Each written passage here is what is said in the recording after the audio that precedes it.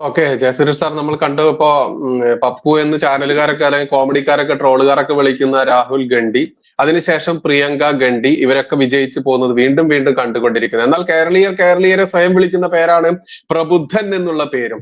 ഈ പ്രബുദ്ധത എന്ന് പറഞ്ഞാൽ എന്താണ് സാർ അർത്ഥമാക്കുന്നത്? ഇവര് എനിക്ക് അറിയുന്നില്ല. എന്താണ് സാർ ഇനി കൂട്ടിച്ചേർക്കാനുള്ളത്? കേരളത്തിന്റെ പ്രബുദ്ധത കൃത്യമായിട്ട് അറിയുന്ന വ്യക്തിയാണ് പിണറായി വിജയൻ.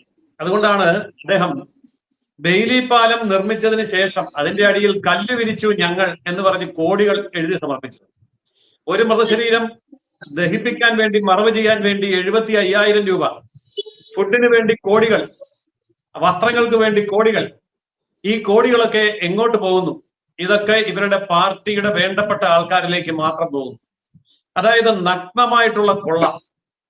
നേരത്തെ നമ്മുടെ ആക്ഷൻ കൗൺസിൽ പ്രസിഡന്റ് പറഞ്ഞതുപോലെ ശവശരീരങ്ങളുടെ മുമ്പിൽ കഴുകന്മാരെ പോലെ പറന്നിറങ്ങി വയറ് നിറയ്ക്കുന്ന ഇടത് വലത് മുന്നണികളുടെ ഈ ശൈലി, ഇത് പച്ചയായിട്ട് മനസ്സിലായിട്ട് പോലും അങ്ങനെയുള്ളവരെ വീണ്ടും അധികാരത്തിൽ എത്തിക്കുന്ന മലയാളി മനസ്സിനെ വിളിക്കേണ്ട പേരാണ് പ്രബുദ്ധതയെങ്കിൽ ആ പ്രബുദ്ധത എന്ന വാക്കിന് നമ്മൾ എന്തർത്ഥമാണ് കൊടുക്കേണ്ടത്? അതായത് കണ്ടാലും കൊണ്ടാലും മലയാളി പഠിക്കില്ല.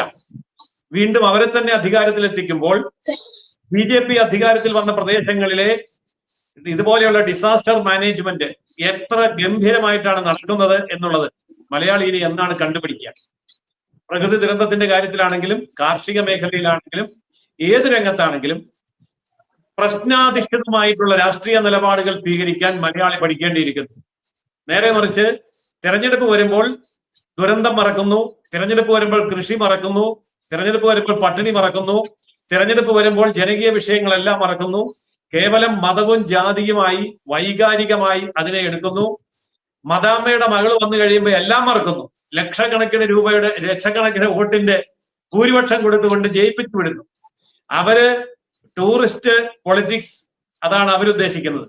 ഇടയ്ക്കിടയ്ക്ക് വയനാട്ടിൽ വന്ന് സുഖവാസം നടത്തി പോകാം, വയനാട്ടിലെ ജനങ്ങളുടെ പ്രതിനിധിയാണെന്ന് പറഞ്ഞ് പാർലമെന്റിൽ ഇരിക്കാം. പക്ഷെ വയനാട്ടുകാർക്ക് ദുരന്തം മാത്രം സമ്മാനിക്കാം. എന്നാലും ആ ദുരന്തമാണ് ഞങ്ങൾക്കിഷ്ടം. ഞങ്ങൾ മരിച്ചു വീണാലും, ഞങ്ങളുടെ വീടുകളും സ്ഥലവും ഒലിച്ചു പോയാലും, ഞങ്ങൾ പാപ്പരായാലും, ഞങ്ങളുടെ കുട്ടികളും മാതാപിതാക്കളും ഇല്ലാതായാലും മൂക്ക് നീണ്ട ചേച്ചിക്ക് ഓട്ടുകുത്തി വിജയിച്ചാൽ മതി, അതാണ് ഞങ്ങളുടെ ഏറ്റവും വലിയ ആഗ്രഹം എന്ന് ചിന്തിച്ചാൽ മലയാളിയെ ഈ പ്രബുദ്ധത എന്ന വാക്കിനും കൂടി വേറെ അർത്ഥം ചമയ്ക്കേണ്ടി വരും. അതായത് മറ്റൊരു സംസ്ഥാനത്തും നമുക്ക് ഇതുപോലെയുള്ള ആൾക്കാരെ കാണാൻ പറ്റില്ല. അവരൊക്കെ ഇഷ്യൂ ബേസ്ഡ് ആയിട്ട് പ്രതികരിക്കും. ഏതെങ്കിലും ഗോതമ്പിന് വില കുറഞ്ഞാൽ അവിടെ പ്രതികരിക്കും, കരിമ്പിന് വില കുറഞ്ഞാൽ അവർ പ്രതികരിക്കും, പരുത്തിക്ക് വില കുറഞ്ഞാൽ അവർ പ്രതികരിക്കും, ഒരു പ്രദേശത്തെ ജനങ്ങളെ പാടെ അവഗണിച്ചാൽ അവർ പ്രതികരിക്കും. ആരെയാണെങ്കിലും, അത് പ്രധാനമന്ത്രിക്കെതിരെയാണെങ്കിൽ പോലും ആഞ്ഞടിക്കാൻ കഴിയുന്നവരാണ് ഉത്തരേന്ത്യക്കാർ. പക്ഷെ ഇവിടെ രാഷ്ട്രീയ അടിമത്തം പേറി തങ്ങളുടെ ദുരന്തവും മരണവും സർവനാശവും പോലും മാറ്റിവെച്ചിട്ട് അപ്പോൾ കിട്ടുന്ന അപ്പക്കഷ്ണത്തിന് വേണ്ടി ആർക്കും വോട്ടുകുത്താൻ കഴിയുന്ന മാനസികാവസ്ഥയിൽ എത്തിയവരെ മനോഹരമായി പൊതിഞ്ഞു വിളിക്കുന്ന പേരാണ് പ്രബുദ്ധ മലയാളി. അതുകൊണ്ട് പ്രബുദ്ധ മലയാളി ഇങ്ങനെ അധികകാലം മുന്നോട്ട് പോവില്ല. സംസ്ഥാനം ഇങ്ങനെയാണെങ്കിലും മറ്റ് സംസ്ഥാനങ്ങൾ മുന്നോട്ട് പോകുന്ന കാഴ്ച കേരളത്തിലെ പ്രബുദ്ധ മലയാളികൾക്ക് മനസ്സിലാവുന്നില്ല എന്ന് പറഞ്ഞാൽ അതിനാണ് നമ്മൾ യഥാർത്ഥത്തിലുള്ള കാരണം കണ്ടുപിടിക്കേണ്ടത്. കേരളത്തിൽ ജീവിക്കാൻ കഴിയാതെ, പഠിക്കാൻ കഴിയാതെ, തൊഴിലെടുക്കാൻ കഴിയാതെ കേരള ജനസംഖ്യയുടെ 1/3 ഇന്ന് കേരളത്തിന് പുറത്താണ് ജീവിക്കുന്നത് എന്നോർക്കണം. അപ്പൊ 1/3 പേരെ കേരളത്തിന് പുറത്തേക്ക് വിട്ടിട്ട് അവര് അയക്കുന്ന പണം കൊണ്ട് 2 പേര് കഴിഞ്ഞുകൂടാമെന്നാണ് വിചാരിക്കുന്നതെങ്കിൽ പ്രകൃതി പോലും അവരെ വെറുതെ വിടില്ല എന്നുള്ളതിന്റെ സൂചനയാണ് പ്രകൃതി ദുരന്തങ്ങൾ.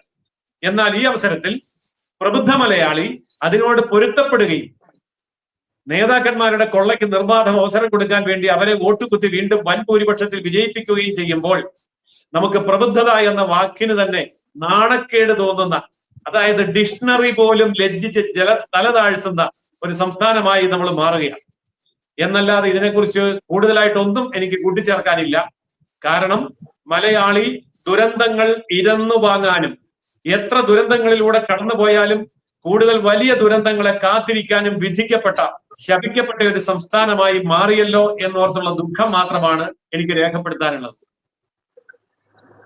മാന്യപ്രേക്ഷകരെ, എരിവും പുളിയും മതവും ജാതിയും തിരിച്ചുള്ള വർഗീയ വാർത്തകൾക്ക് മാത്രം ചെവി കൊടുത്തുകൊണ്ട് മുന്നോട്ട് പോകുന്ന പ്രബുദ്ധ മലയാളി, നിങ്ങളോട് പറയാനുള്ളത് വയനാട്ടിൽ ദുരന്തം നടന്ന പ്രദേശത്തുള്ളത് നമ്മുടെ സഹോദരി സഹോദരന്മാരാണ്.